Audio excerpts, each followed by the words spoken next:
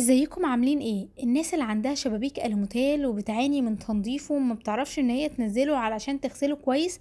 تعالوا في الفيديو ده بقى هعرض لكم على شوية افكار هتسهل جدا من تنظيف الألوميتال وهتعتمدها في تنظيفتها على طول.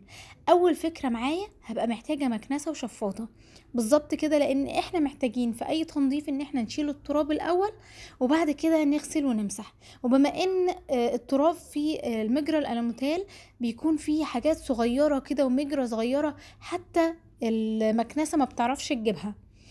زي ما هتشوفوا كده الشفاطة هتشفط كل التراب، ودي كانت اهم خطوة، لان انا لو بدأت اغسل هيعمل لي طينة ومش هاخد وقت ومجهود جدا في غسيله. فاعتمدوا الحركة ديت قبل ما تنضفوه وتغسلوه، لازم تشيلوا التراب كويس جدا.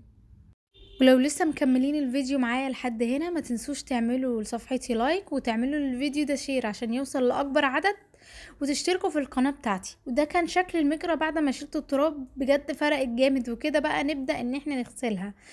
جبت الاسبونشة بتاعتي ومية وصابون وبدأت ان انا اغسل المجرى، بس برضو كالعادة الاسبونشة بتاعتي ما دخلتش في المجرى علشان اقدر امسحها واغسلها كويس.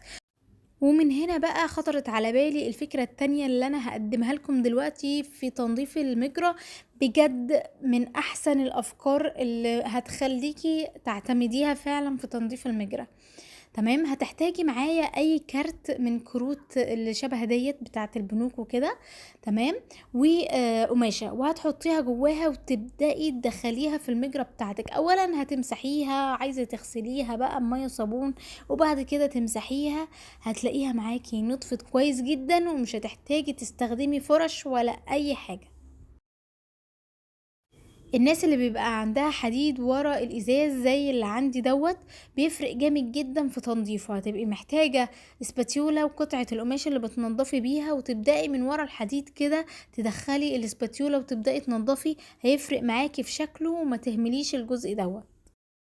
وده كده كان شكل المجرى بعد ما اتنضفت ورجعت جديدة زي ما اتركبت بالظبط. تاني حاجة هنبدأ بيها هو تنظيف الإزاز. الناس اللي ما بتعرفش تنزل الألموتال عشان تنضفه هتستخدمي أي عصاية جاروف هتشيلي فيها التراب من بره ومن جوه، أو يا إما سلك ناعم. السلك الناعم ده من الحاجات الحلوة جدا في تنظيف الإزاز. وخلي بالكم ان انتوا برضو ما تجرحهوش، يعني خلي بالك السلك اللي معاكي شوفيه هيجرحه ولا لا وانت بتستخدميه. طب السلك ده يا اما هتستخدميه بايدك هتعرفي تطلعي على كرسي وتستخدميه، وانا ما بحبش كده. يا اما هتحطيه على عصايه ممسحه او الموب اللي انت شايفينها دي وتعملوها باستك من الجناب وتبداوا تنضفوا بيها الازاز. تاني حاجة بقى عشان تغسلي او تلمعي الازاز هتستخدمي موب زي ديت، او ممكن برضو عشان تسهلي على نفسك ما عندكيش الادوات ديت ممكن تستخدمي عصاية ممسحة وتحطي عليها مثلا قطعة قماش مبلولة وتعصريها كويس وتبدأي تمسحي بيها الازاز. لكن انا بحبذ جدا مسح الازاز بالميه والصابون. بمعنى ايه؟ ان انا هجيب ميه وصابون ويكون فيها صابون كتير، وان انا ابدا اغسل الازاز كويس جدا، وبعد كده بالممسحه ابدا اشد الميه دي لتحت.